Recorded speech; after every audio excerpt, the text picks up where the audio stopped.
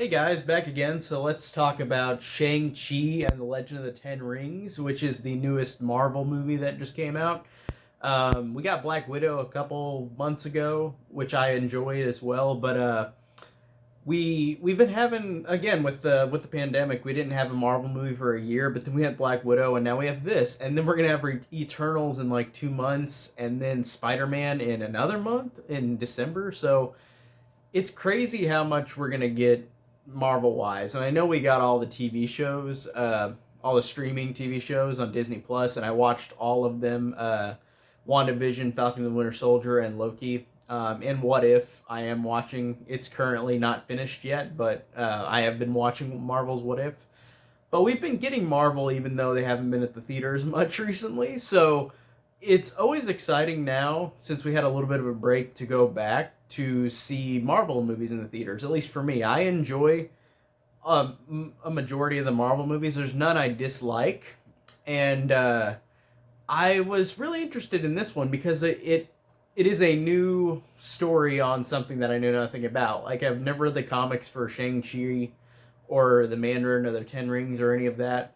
I've barely read any Marvel comics, but as a movie, like, weirdly enough, with this one, with Shang-Chi, I I'm kind of torn on it because I like the fact that it's a Marvel movie that in some ways feels kind of very un-Marvel. Like, it feels like a martial arts action movie that, like, kind of just takes place in the Marvel universe. And I'm not saying that as a bad thing. I'm saying that as it kind of feels refreshing.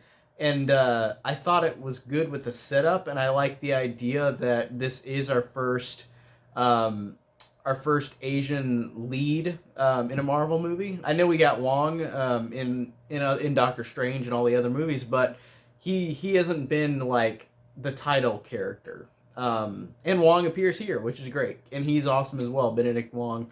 Um, but uh, but yeah, it's so weird with this one because I do like the idea that this one doesn't feel as much like a Marvel movie for the most part. Um, I appreciated that. I liked the lead, Simu. I forgot his last name, but I thought he did a good job. I thought he was. This is his first lead role, I believe.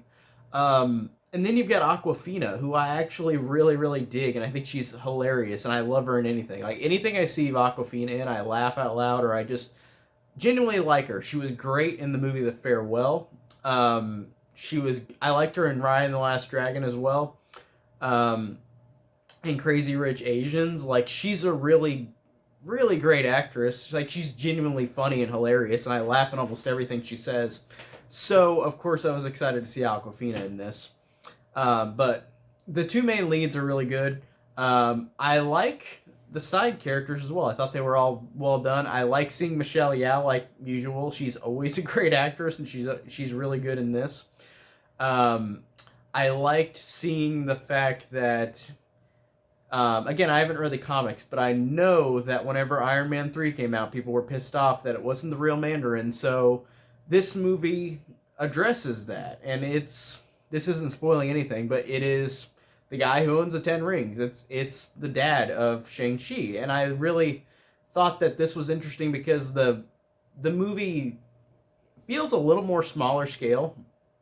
Um, it feels like something more like Ant-Man in a way, because it has a villain that's trying to do bad villain stuff, but it didn't it felt more secluded, kind of like Ant-Man did, where, like, it wasn't the whole universe at stake at that moment. It wasn't an Avengers Infinity War Endgame kind of thing. It was more small scale, where they're in this other location that, like, it's just these people that live there. It's not just the whole world kind of thing. And I appreciated that. I appreciated the fact, too, that you, throughout the movie, you do get a lot of subtitled actual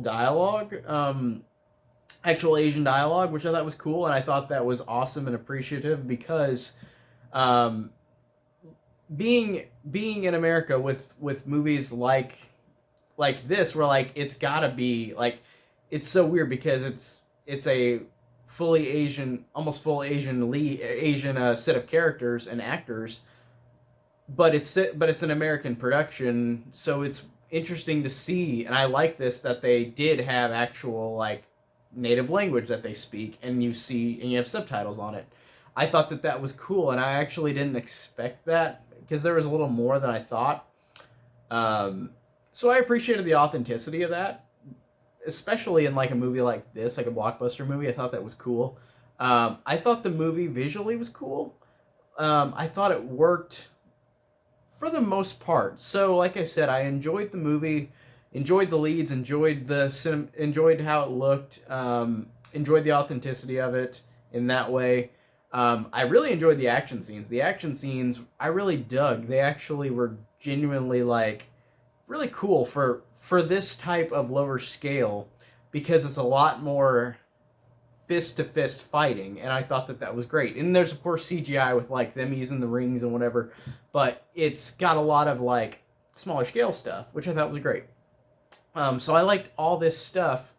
My only real issue really was towards the end. I honestly got kind of bored. Like I thought that the third act really just kind of felt kind of stock. Like they're like it's weird because these are two other Disney movies, but it reminded me a lot of Raya the Last Dragon, another movie with Aquafina in it, and also it it felt like it had moments of like say Mulan, like the new Mulan, the one that came out last year, the 2020 live action Mulan.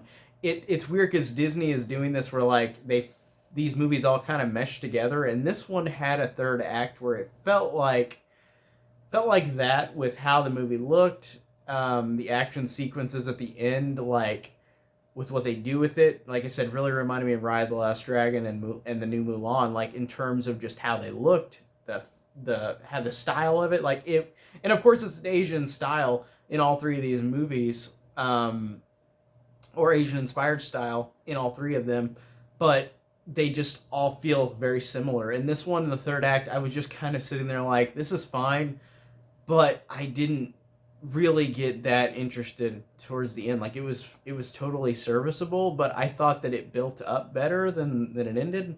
Um, so I liked the movie overall, but I just thought in terms of like entertainment, like the third act just kind of felt like the weakest part.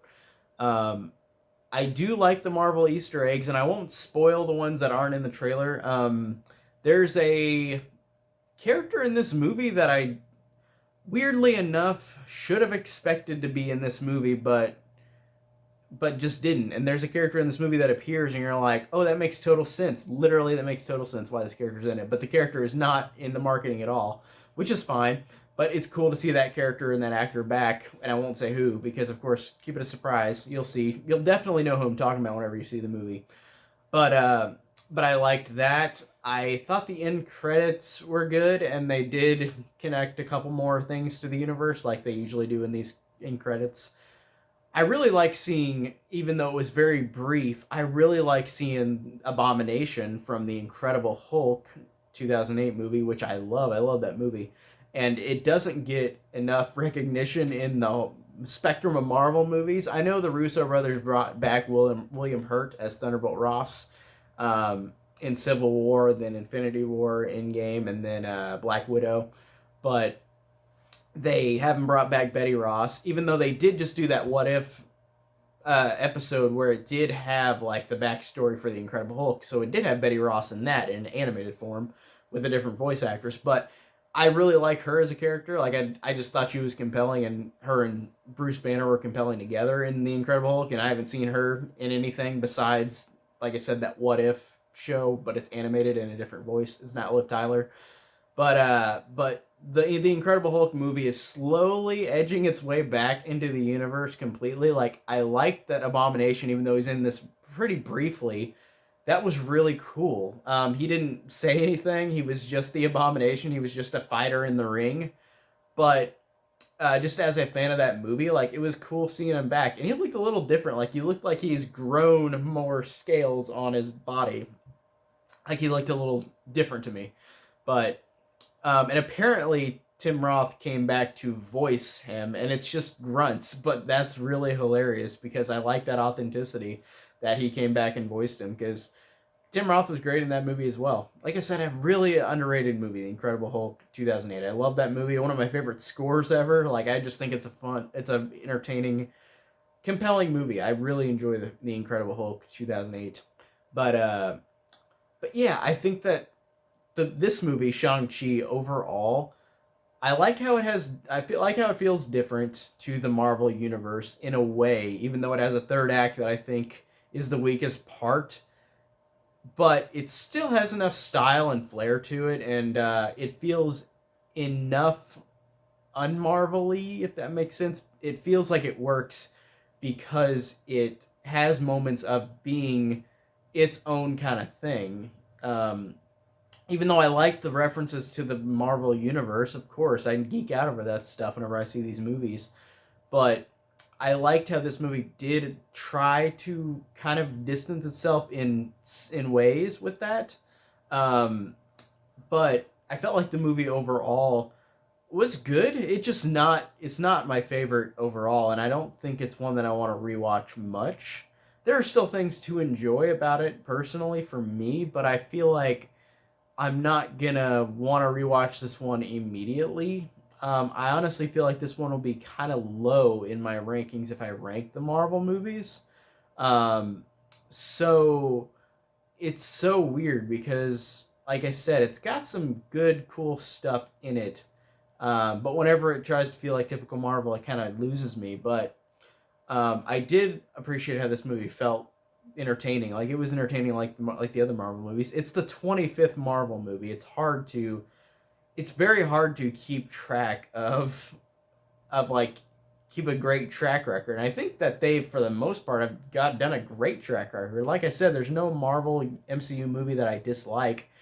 I really like all of them or love some of them. So it's so cool that you've got 25 movies in a franchise where almost all of them are considered by fans or critics considered mixed to great.